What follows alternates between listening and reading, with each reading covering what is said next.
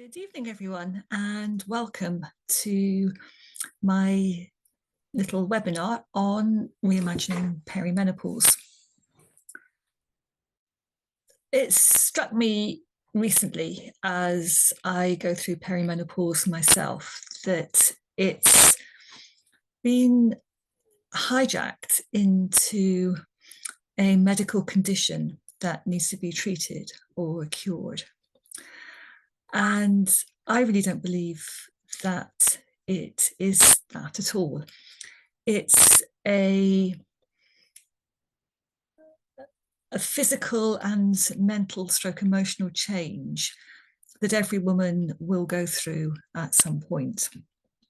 A way of thinking about it is a kind of reverse puberty.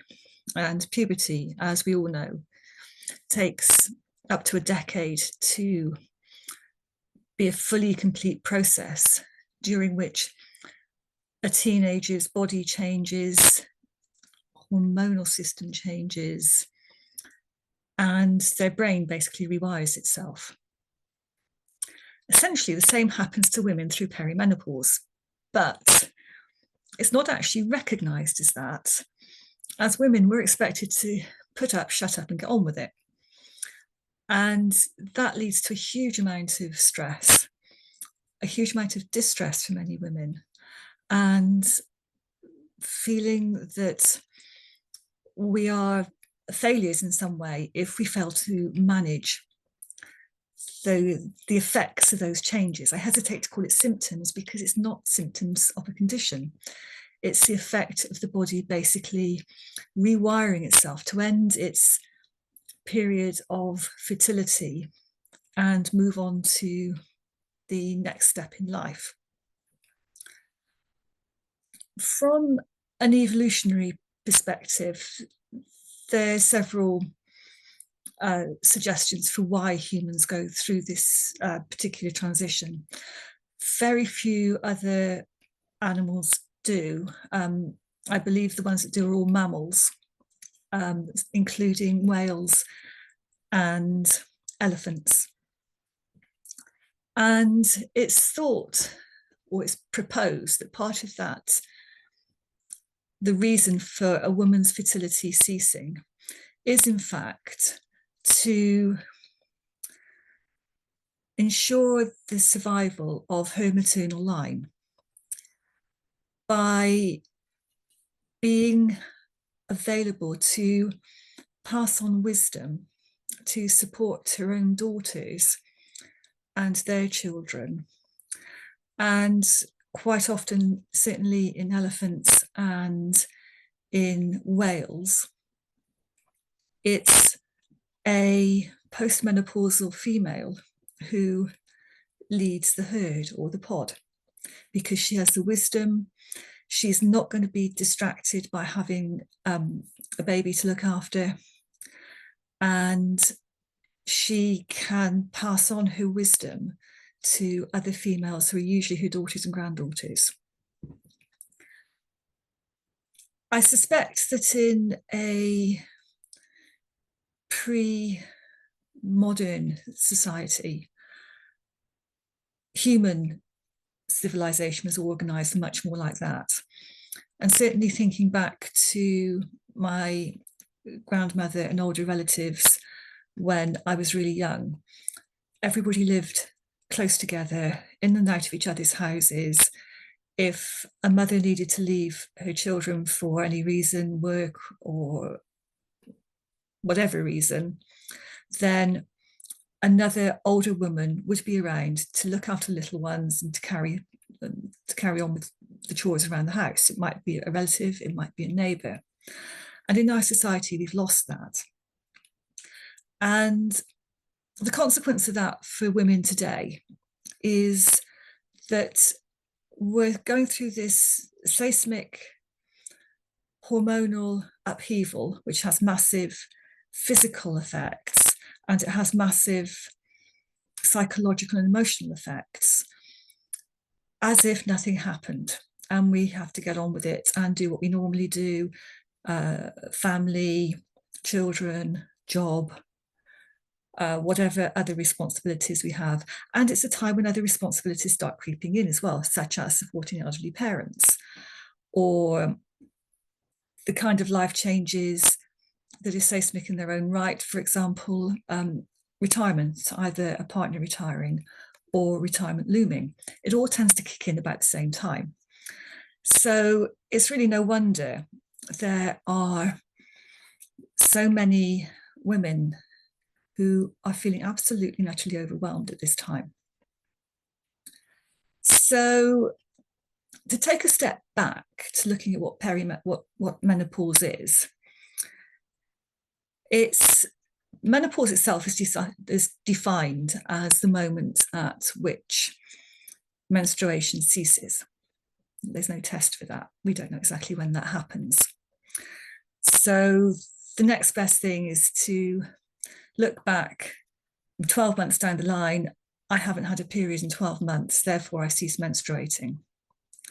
Therefore, I'm in menopause. Menopause started or happened. It's a moment in time. It happened at the last minute of the last menstrual period I ever experienced, and that was 12 months ago. However, the body can still be producing smaller amounts of the sex hormones, the steroid hormones, predominantly estrogen and progesterone. There are a couple of others, those are the main ones. And you can still actually conceive up to 5 years after your last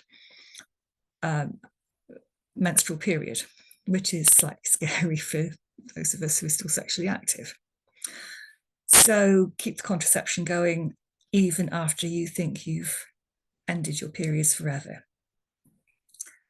An added complication is for women who've been using hormonal contraceptive, either the contraceptive pill or the Mirena coil, who haven't been menstruating for some period, but that's hormonally induced.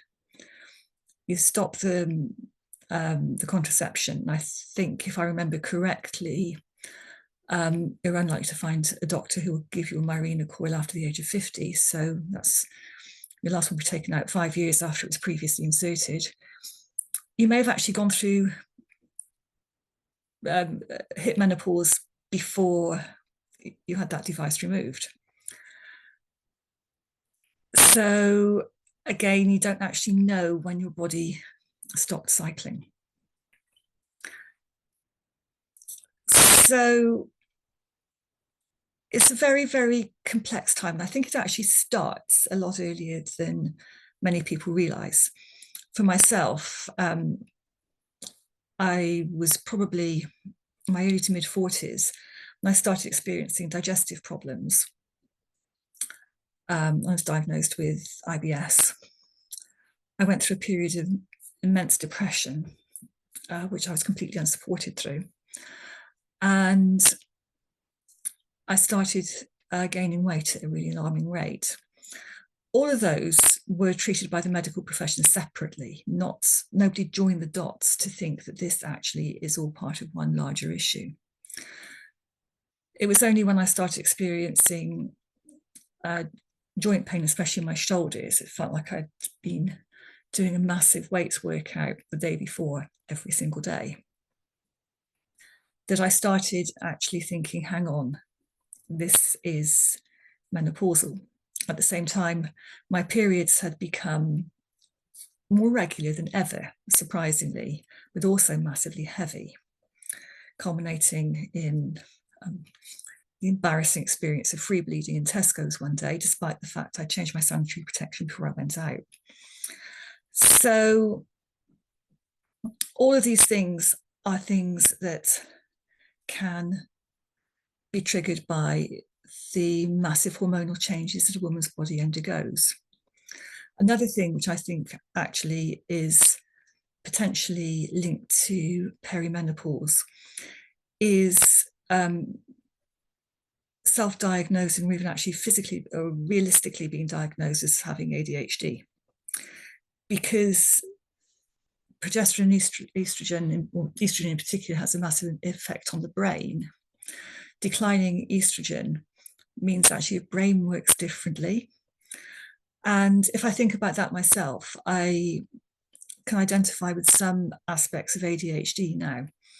For example, starting things and not finishing them, being unable to focus, being really fidgety, having to move around all the time. Yeah, I could say I've got ADHD. I've not been diagnosed for my entire life and I've got this far, yay. But if I think back 15 years or more, I didn't experience that. I was decisive. I didn't fidget. My focus was laser sharp. So what has changed between that time and now is my hormones. I'm not saying that it's impossible to suddenly be diagnosed with ADHD in your 50s. I think that's perfectly possible because women are phenomenally good at masking.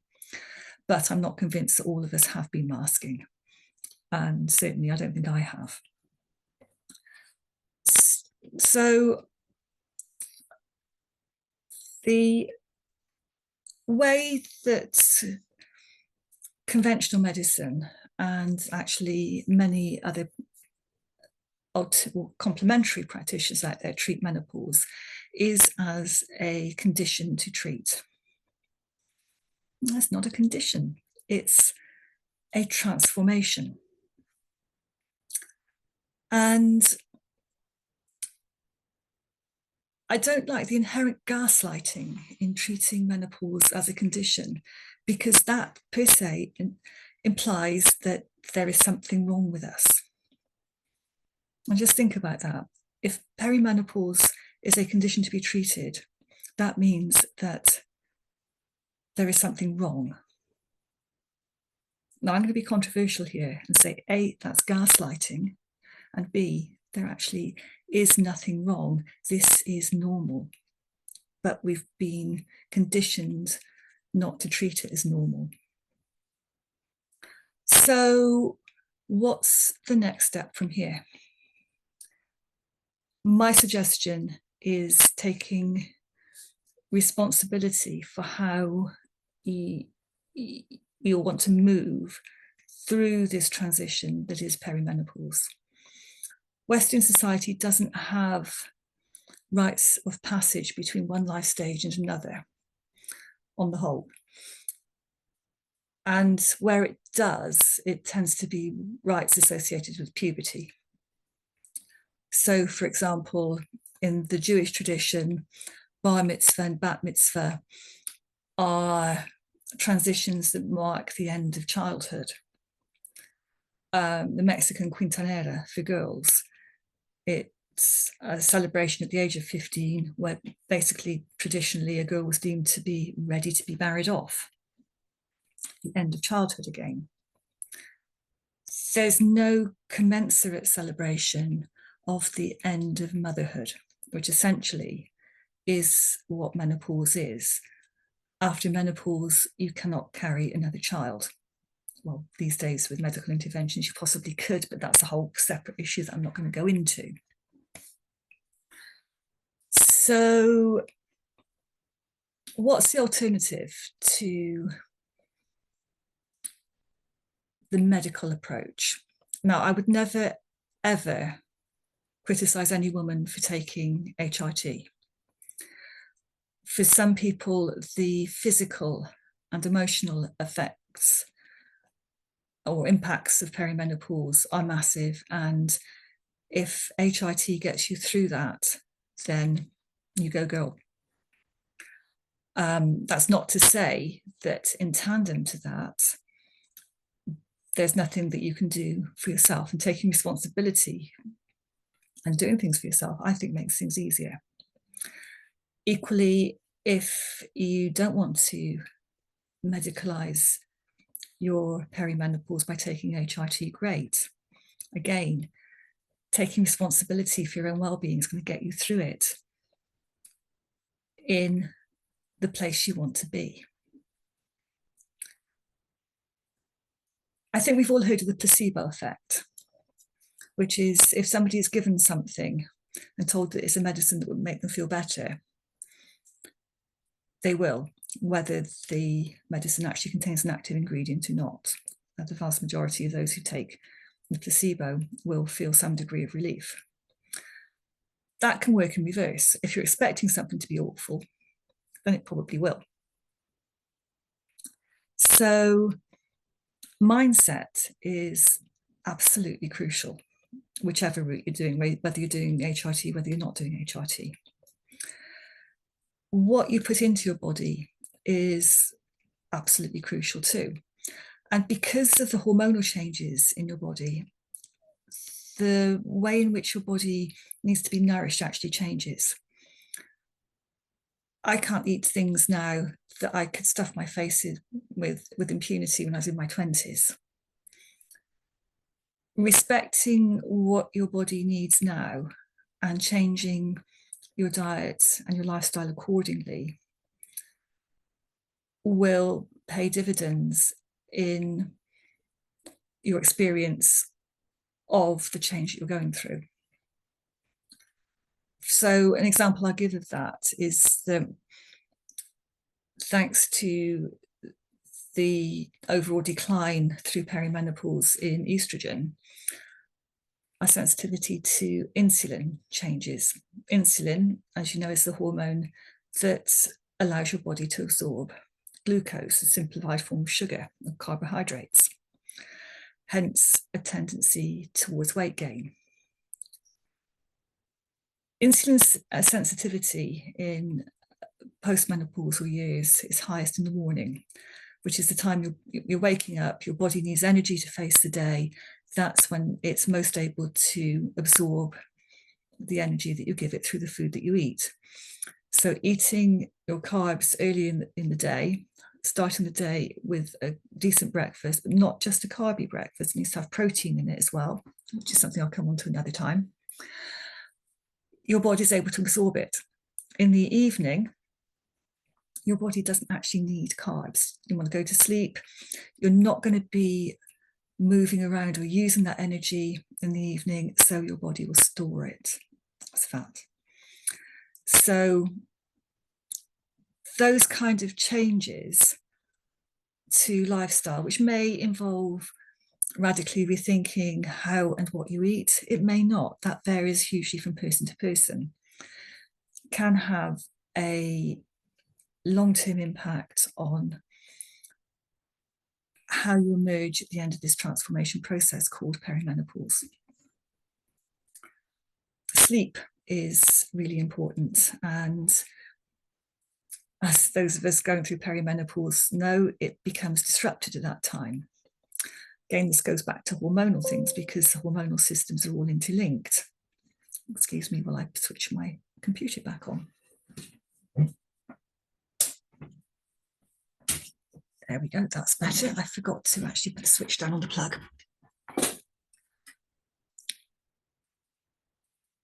A simple but quite effective way of calming hot flushes is ensuring that you maintain adequate hydration throughout the day, not just when you're experiencing a hot flush. It's interesting that in Chinese medicine, the different energies and the energy meridians through the body actually suggest that the kidneys influence hot flushes. So there's common sense behind things which, or years of experience behind things that we can do now, which can make a huge difference. I talked earlier about changing mindset, and I think that is a key thing to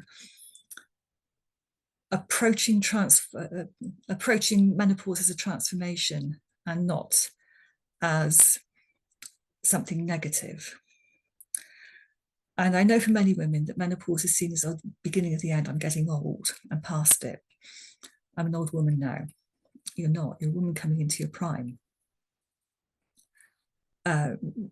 Menopause happens on average around the age of 50. You've still got at least a third of your life to go on the averages of a lifespan of women in the UK, at least at the moment.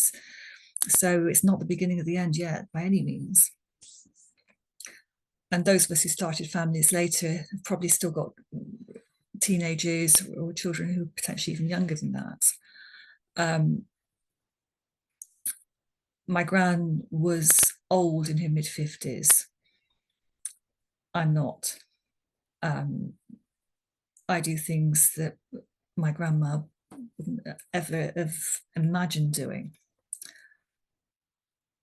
And that is down to better nutrition, better sanitation, better lifestyle generally for modern women. So we do have the opportunity to choose how we come through this transition. And my invitation to you is to check out my new program that I've put together called Rooted, Resilient and Radiant. Because unlike the vast majority of other coaches and nutritionists who are just looking at one aspect of menopause, looking at either nutrition or coaching for mindset or emotions, I'm interweaving everything into one because they do link together absolutely. My nutrition practice has always involved coaching because education alone is insufficient. We all know what we should be doing, but can't be bothered to do it, or it's too difficult, or we don't want to be cooking separate meals for other members of the family. I take that all into account in the way I work. And I empower you to make changes easily. And I work with you long enough so they embed and become second nature, which is why my program is designed to last 3 months. It's 4 months. I extended it because I wanted to be that month longer to really make sure that's embedded. And to give focus to something over that 4-month period, I split it in different areas using the 4 elements, because that just appealed to me. And it does actually make a framework which is coherent and makes sense. So we'll be looking at fire, calming the chaos; water, finding your flow; earth, creating solid foundations; and air, which is clearing the fog. And I think those are all underpinnings to managing to survive this transition, to manage the impact of this transition that you're experiencing, are key things. And there's a lot more worked into it than just the headlines. It's looking at menopause from every which way. So the program starts mid-January. We'll get past Christmas, get past New Year, get past the New Year's resolutions that nobody keeps anyway, get the kids back to school, to university, and back into your rhythm of how you live on a day-to-day basis, to start making changes which will have a lasting impact on your life in the long term. The program will work with pre-recorded educational videos and a weekly Q&A coaching session, to which I invite you to bring any questions you have, any comments you'd like to make, any experiences, share them with the group. And if you'd like to ask for coaching with anything you're finding challenging, that's the time in which I can do that. If you can't make the live sessions, they will be recorded, and everything will be available in a private community just for participants in Rooted, Resilient and Radiant.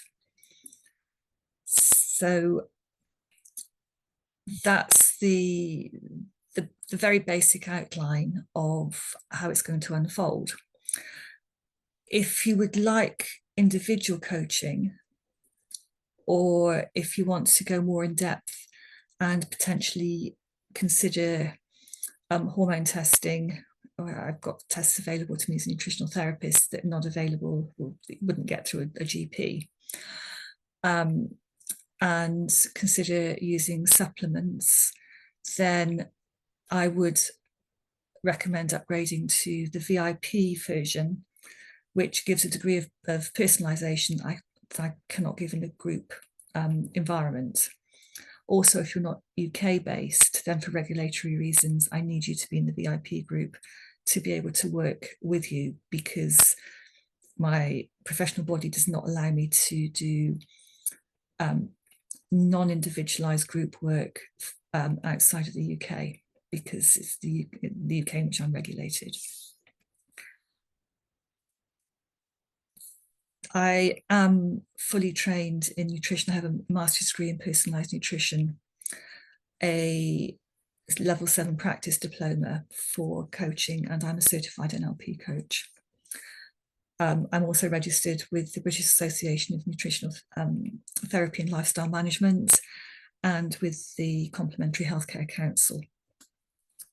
So in this program, I'm bringing together all my professional experience and my own lived experience as a woman going through perimenopause, and the information I've garnered over time from other women going through the same process. So this is a very unique program, and I do hope that you will join me.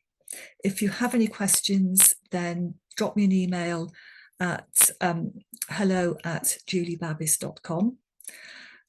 I will share a link to the webpage for Rooted, Resilient and Radiant, which has more information on it. And I will be happy to answer any questions that you'd like to put in my social media, or drop me a DM and I will get back to you. So thank you for listening, and see you soon.